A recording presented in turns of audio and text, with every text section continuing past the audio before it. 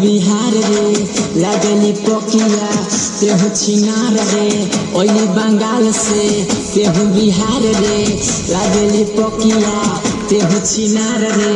लइका होई तोरा ठक ठक ठक ठक मारी सिवान वाला कच कच कच कच मारी सिवान वाला कच कच कच कच करी सामान तोर फस फस फस फस करी सामान तोर फस फस फस फस ओली बंगाल से तेहू बिहार रे लागेली पकिया तेहू छिनार रे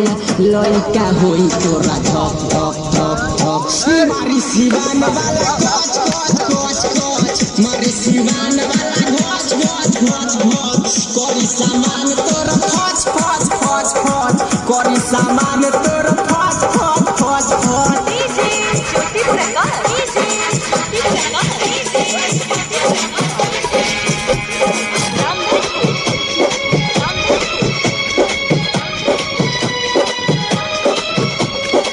छोटे रे चीजवा तो करेली गुमान रे तोरा ले बड़ बाबे हमरो सामान रे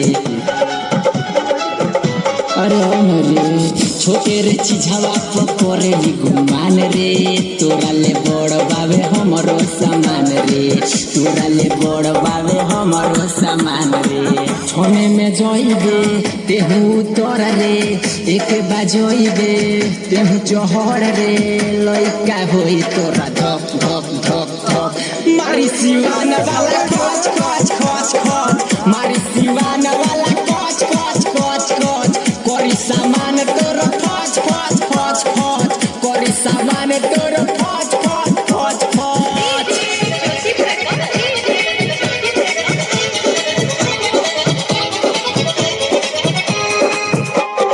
Mixed by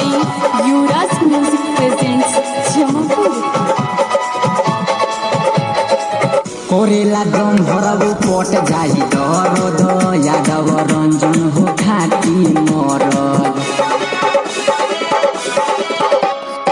कोरेला दम भरबो पट जाई दरद यादव रंजन खाती हो मरद यादव रंजन खाती हो मरद कैसन खोजली तेहू यार रे हमके बना ले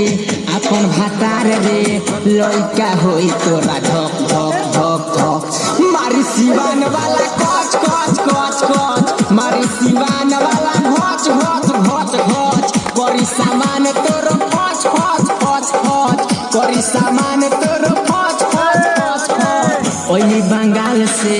तेहू बिहार रे लागली पकिया